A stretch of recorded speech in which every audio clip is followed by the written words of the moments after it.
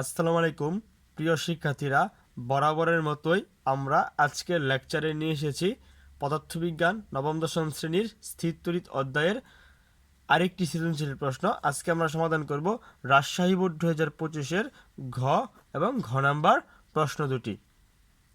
So আমাদের এখানে দেওয়া আছে ঘ নাম্বার প্রশ্নে দেওয়া আছে যে দৃশ্যপট 1। তো দৃশ্যপট 1-এ আমাদের আছে একটি ধাতব গোলকের ব্যাসার্ধ হচ্ছে 8 সেন্টিমিটার। ঠিক আছে, আমাদেরকে বলছে দৃশ্যপট 1-এর ধাতব গোলকটির ধারকত্ব নির্ণয় করো। ধারকত্ব তোমরা নিশ্চয়ই ধারকত্ব কি সেটা জানো, এবং ধারকত্বের সূত্রটি তোমরা জানো। তোমরা কি জানো? ধারকত্বের সূত্র হচ্ছে C equal R by K. C equal R by K, এটা হচ্ছে আমাদের কিসের সূত্র? ধারকত্বের সূত্র। ধারকত্বের সূত্রে এখানে আর হচ্ছে আমাদের ব্যাসার্ধ এবং কে হচ্ছে আমাদের ওই তো কুলম্ব ধ্রুবক 9 নিউটন মিটার স্কোয়ার এটা। তাহলে আমরা দৃশ্যকল্প 1 হতে এটা আনসার করে ফেলি। তাহলে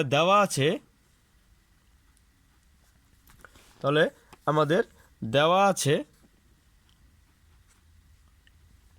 আছে দৃশ্যকল্প 1 হতে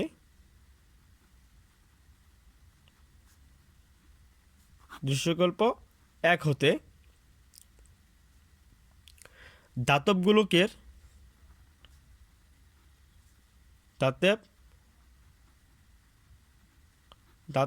গোলকের ব্যাসার্ধ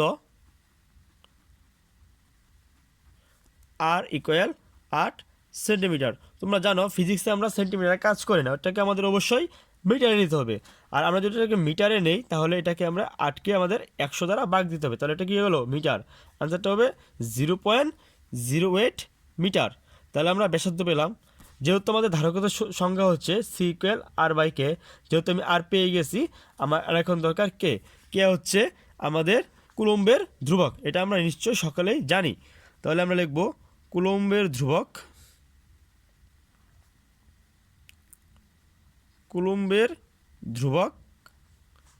কে equal 9 × 10⁹ newton metre square coulomb inverse 2। আমি তোমাদেরকে আগেই বলেছিলাম যে এই কুলম্বের ধ্রুবকের এককটি আমাদের এমসিকিউতে বারবার এসে থাকে, সো এটা ভালো করে মনে রাখবে। তাহলে আমরা কি জানি? আমরা জানি আমাদের প্রশ্নে বলা হয়েছে যে দৃশ্যকল্প 1 হতে ধারকত্ব নির্ণয় করো। সুতরাং ধারকত্বকে কি দ্বারা প্রকাশ করে? ধারকত্বকে সি দ্বারা প্রকাশ করে। তো ধারকত্ব সি ইকুয়াল আমাদের মানটা হচ্ছে আর বাই কে।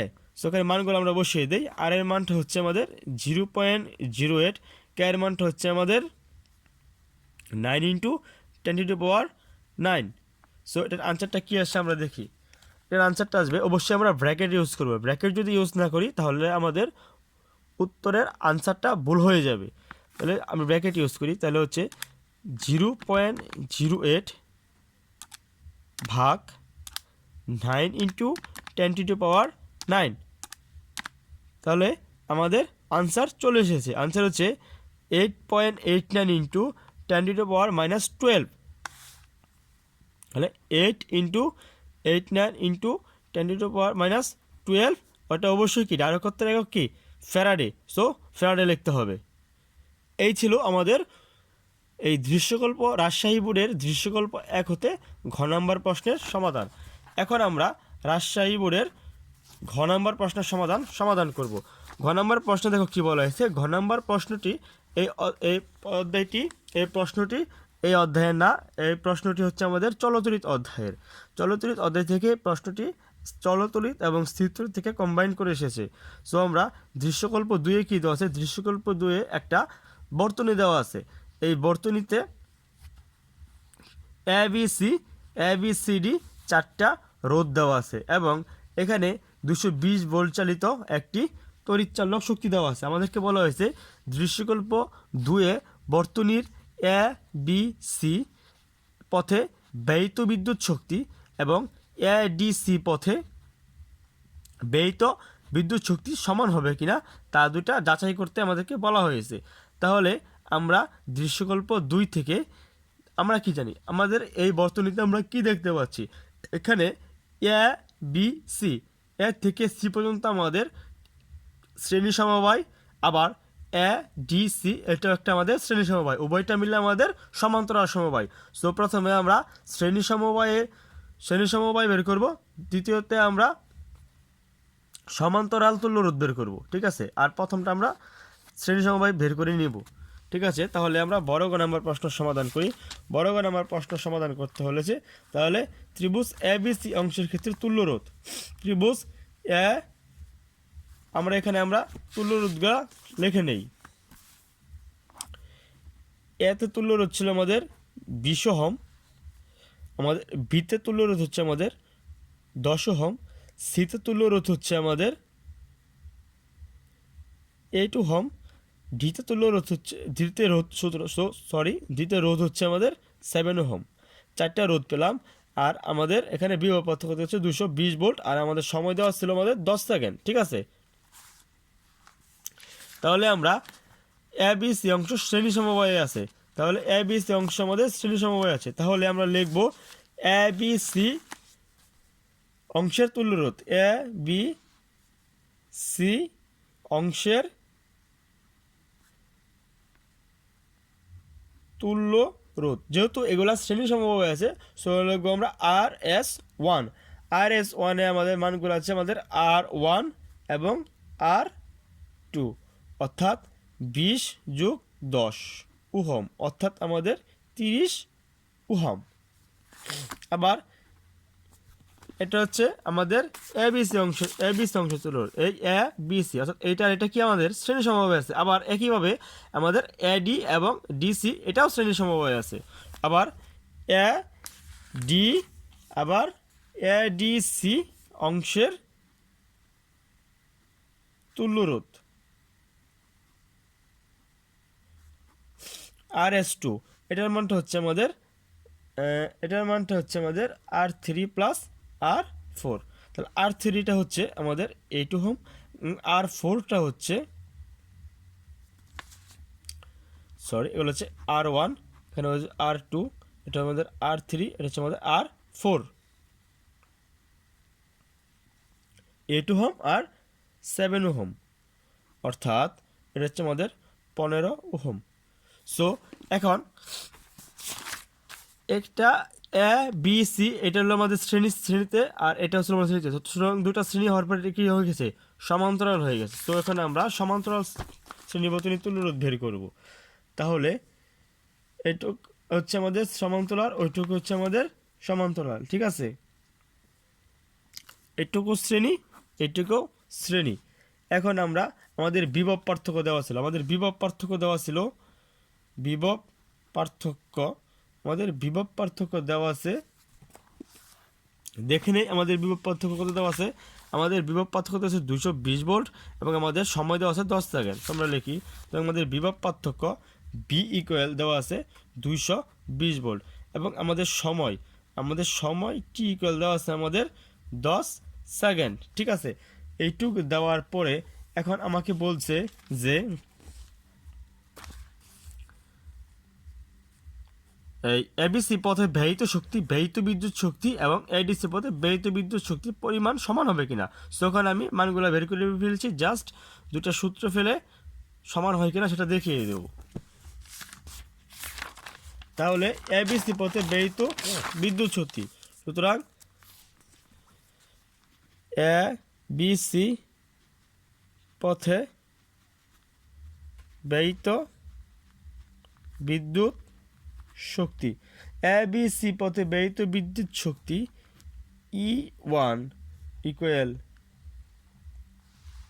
আচ্ছা আমি আগে তোমাদের মেইন সূত্র লেখা, এটা হচ্ছে আমাদের E equal P1 into E equal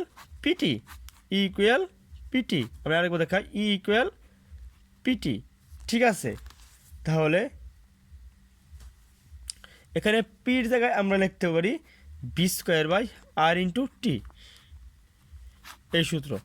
যেহেতু এখানে দুইটি আনসার বের করতে হবে, সো এগুলোকে আমি 1 আর এস দিয়ে প্রকাশ করতে পারি।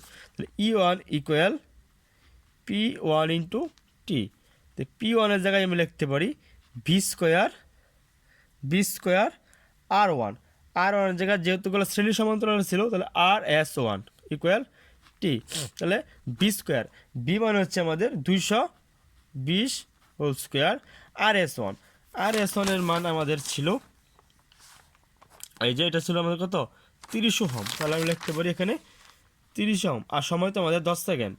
তো এটা ক্যালকুলেশন করি, ক্যালকুলেশন করে দেখি কত আসে। অবশ্যই আমরা ব্র্যাকেট ইউজ করব, তাহলে হচ্ছে 220 হোল স্কোয়ার প্লাস 30, এটার সাথে গুণ হবে আমাদের 10, তাহলে আমাদের আনসার আসে যে 1613333 জুল। যেহেতু আমি এখানে শক্তি বের করতেছি, এটা আনসার হচ্ছে জুল। একইভাবে যেহেতু আমরা এবিসি পথে বের করছি, সেমভাবে আমরা এডিসি পথেও হুবহু ব্যয়িত বিদ্যুৎ শক্তিটা বের করব। তাহলে এডিসি পথে ব্যয়িত বিদ্যুৎ শক্তি সূত্র কি? সূত্র কিন্তু আমি এখানে দেখিয়ে দিয়েছি। ই ইকুয়াল হচ্ছে আমাদের পিটি, ই ইকুয়াল পি মানে হচ্ছে বি স্কোয়ার বার আর, আর এখানে হচ্ছে টি।